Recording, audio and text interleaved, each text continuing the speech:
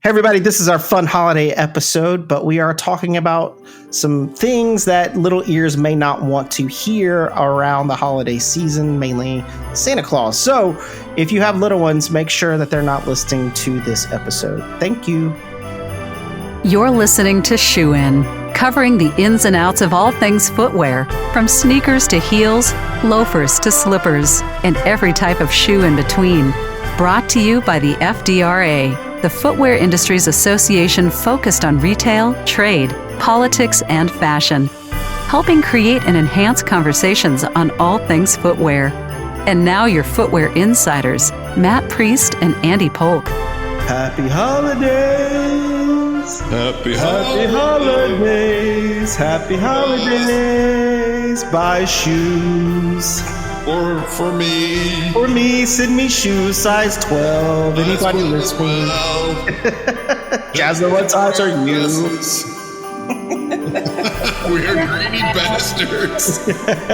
Jasmine, what size are you? 6.5. 6.5 for Jasmine. Thank you very much. My address is one. I'm just kidding.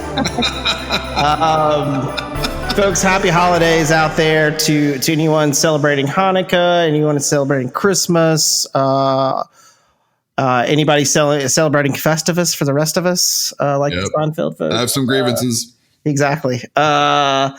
This episode is really kind of a fun wrap up to our year, which has been a banner year in many ways, and a challenging year and a very hard year in other ways as well for our industry. But the best news is the New Year's coming, and with the vaccinations right around the corner, it means that we can get out of our basement hopefully soon and get back into the studio and see each other face to face, which I'm excited about. That would be amazing. Gosh, there's so many things. When I walked out the door on Friday, March 13th of our office, I never anticipated not seeing you guys in person. I saw Andy like in passing for 2 seconds, a couple months back. But other than that, I never anticipated not being able to lay my eyes on you guys. It's just in person. It's just crazy. I think for Christmas, I'm going to send you, I'm going to go to Olson Mills and get a shot. Then I'm going to get a nice frame and just send it to you.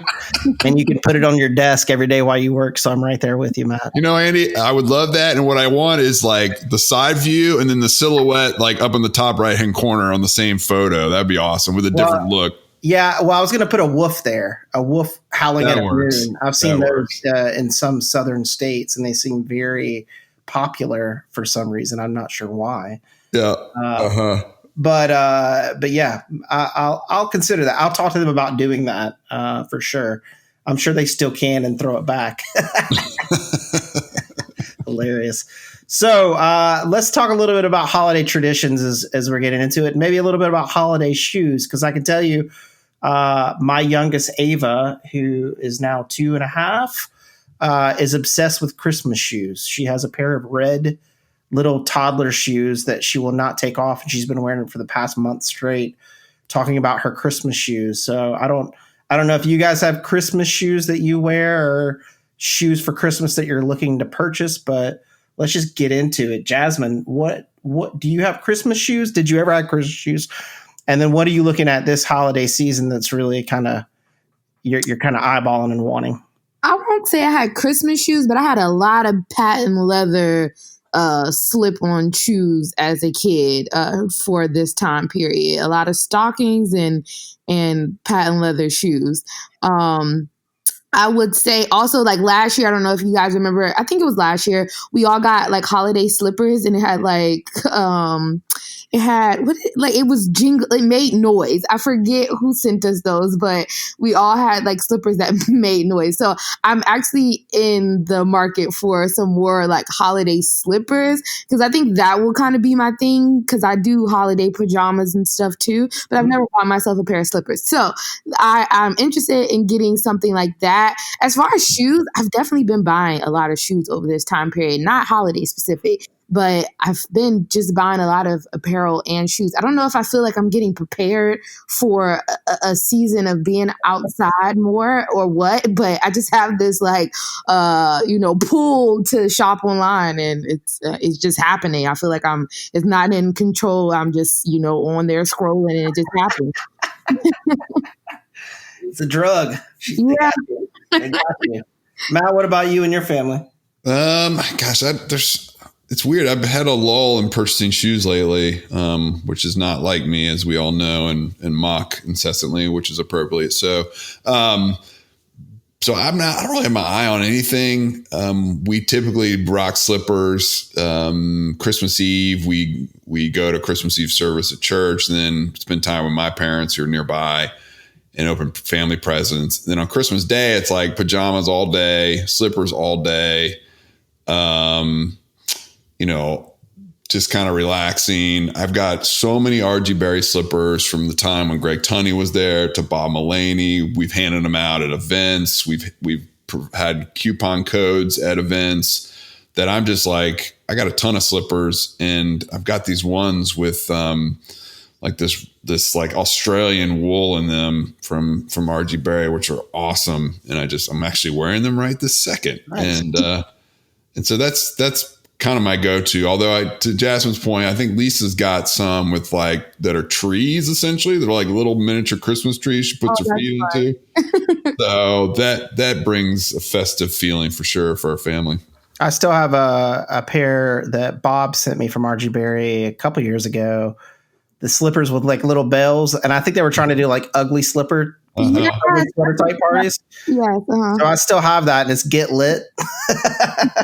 So I'll put those on and just like do a little jingle dance around the room every now and again for the holidays, just to lift the spirits of all the boys and girls. But for me, during the winter months, it's just about comfort and casual. So I've Allbirds is big for me right now, but also just anything knitted upper, anything that's not, I feel for me more and more, it's about like getting shoes that don't have any straps or containments, that just, kind of fit very snugly, but don't have anything that would strap down my foot, just kind of free flowing type thing. So anything around that. I bought a ton of running shoes, over the last couple of months in preparation for 2021. Cool. So I'm kind of stocked up on Nike and Adidas. Hey, Andy. Could you share what like a pair? I've actually lost about 20 pounds over the quarantine, but holy cow. Yeah, and I've tried to get into the gym more, but I've just been using, my old sneakers. I haven't been doing much running, more walking, but I've definitely been in the gym a lot more. So any one particular shoe that you're liking, as far as your running shoes? I mean, for me, I'm just particular to Adidas Boost because of so much of the foam and the comfort foam that they have. So that I've had some Asics. Some ASIC gels, but I've also been doing just a ton of walking, especially over the autumn season, the fall season, getting out and about in nice weather. At this point, like I'm putting enough on where I'm like going through every 2 or 3 months, I'm having to replace my shoe. My feet are not great, so I have to be careful with it and make sure. So that's why for me, it's like the knitted uppers are really nice but it's got to have, because I'm a big guy, it's got to have a lot of foam in the midsole. So anything like that, I think, comfort wise for me is good. And it's just one of those things too, where it's like, it's from the walk, I'm in the same pair of shoes all day long now at this point, being at home doing stuff. So I think that's really the key is, and we've talked about this in the past, but Cole Haan kind of, even before COVID, was talking about how you could go to the gym and then in the same pair of shoes and then come back into the office. And I think that I don't think they even knew what was going to come, but that kind of idea or marketing or whatever it is with shoes now, I think is going to take hold going into 2021, I think. Yeah, I totally agree. And I think that, I think the blurred lines that were already starting to take effect with the casualization will continue to be blurred. And, I can't imagine the next time I have dress shoes on, or I know I won't wear them as frequently as I have in the past, at least for the next year or two. And I think that's just, that's here to stay. Well, so. I think the DC may be the only city left in the US after this that people will still be in suits. Some of that is just basic, some of those rules in the house where if you're on the House floor, the Senate floor, you have to be in a suit or right. dressed up. some of it is because the people running the country are 22 years old and have never had a job before. And you fake it until you make it. So you wear a suit and you try to fit that professional role. But otherwise, even in New York, over the past couple of years, we've seen people divest their suits, right, and just become more casual. Even in our board meetings, when I first started, it was pretty button-up affair, and now it's like a completely different thing where people are much more casual. Yeah, totally. I hear the Christmas spirit in the background behind you. So that's right. That's right. So that's someone being a little bit naughty. So I'll have to go upstairs and threaten coal in the stockings, which they won't know anything about, and then I'll have to explain it for 15 minutes, and then answer those same questions 15 different times over the next 15 days about what coal is. But I have been saying a lot more lately, Santa is watching. So I don't know if that tells you my kids are being bad or if it's just a good tool during the holiday season. It's a great tool during the holiday season, man. You just gotta use it as much as you can because it dries up really quick. My house, there's no leverage whatsoever left. So, everyone, I want to use this thing, but it's probably too harsh, but I want to say, do you want to see Santa Claus or Santa's claws? So get in line, but I think that's a little too harsh for a 4-year-old and a 2-year-old. Yeah, maybe. According to my wife. So what else, as we kind of wrap this thing up, and we thank folks for spending a little bit of time with us over the holiday season, hopefully from your homes with your families, safe and sound. But in terms of Christmas tradition, when you guys, do you guys open all your presents on Christmas Eve, Christmas Day? What's the schedule look like for you guys and your families? I've told my family that we don't do gifts anymore, like buy everybody a gift, only the children, just because everybody is blessed enough to have everything they need. It's always a struggle trying to find gifts for my family. So we play games. So we do White Elephant game. This time we're doing a Secret Santa this year, but of course virtual. So we will open them up together, as well as playing like a couple games on Zoom this year on actual Christmas Day. But when I was a kid, it would be like one gift opened at Christmas, like at 12 at night, and then I will open up the rest in the morning. In my house, I grew up opening family presents on Christmas Eve, and then Santa would come on Christmas morning with unwrapped presents. So they'd be like, right. My dad at the time, not knowing, but would he would pose the G.I. Joe and everything looked like posed or whatever and like ready to go. And so fortunately, when you get married, you kind of merge traditions and you figure out kind of which ones you'll keep, which one you'll just discard, what you'll do differently and new. And so Lisa's family was also Christmas Eve open. So that worked out well. But Santa wrapped all his presents to her family. So I got into the wrapping business. And we have had years where I've been up till 3 or 4 in the morning wrapping, putting something together out in the cold. I put this big jungle gym together up until 4 in the morning a couple of years ago. And I was freezing. I was under my deck. My hands were like arthritic and cold. And so the moment we informed the kids that Santa was us, I took claim for that, assembling that jungle gym, so I could say, that was me. It wasn't some stupid, jolly dude from the North Pole. That was your dad. So that was fun to kind of reclaim credit for all the crap that Santa had brought them. And there were years where Santa brought me this, but you didn't get me much, Dad. I'm like, you gotta be kidding me. So I had to reset the stage as to what truth was once everyone was in the know. Wow, that's a lot off your chest there. I hope you feel better. I'm feeling a lot better, man. It takes me back that night. I literally was under the deck. I could hear animals in the woods, and it was dark, and I was cold. It's like Blair Witch Project. It was. Oh, my God. Also, Blake, our producer, let's just make sure that we make this a mature content, adult only, in case there's little ears listening to what we're talking about out there. Little elf ears. But yeah, I think for us, we try to do our gifts on New Year's Eve, and then Santa Claus comes on Christmas Day, and we do presents that way. So But this year, every year is getting better and better with little kids. It's so much fun to see them kind of light up. And what's really weird this year was we did a virtual Santa Claus visit. So Nordstrom was doing, instead of going to the mall, and I think some people still did do that. We're just not comfortable doing that. But you can do a Zoom call with Santa, and you could choose what Santa Claus you wanted. So you get a white Santa Claus, black Santa Claus, Asian Santa Claus. You get an ESL Santa Claus, so like English Sign Language Santa Claus, which I thought was really fascinating, very cool.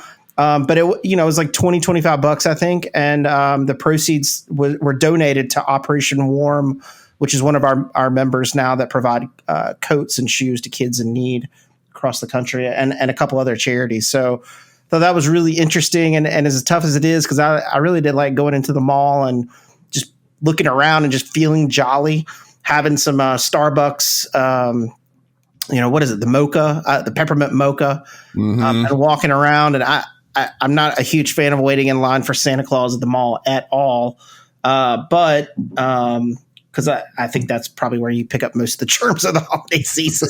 A bunch of kids and families waiting in line for Santa Claus in the hills. But I just kind of miss getting out and just walking through. Not a mall rat, but it's just that holiday thing, where you walk through and you see everything decorated and you think how cool it is. So kind of miss that, but it's okay. It's 1 year. We'll get through this. We get to the next. It'll be better next year. We can get out and about. Same thing with like holiday parties and things like that, where we do our staff party or see friends and family and we go out and have a nice dinner.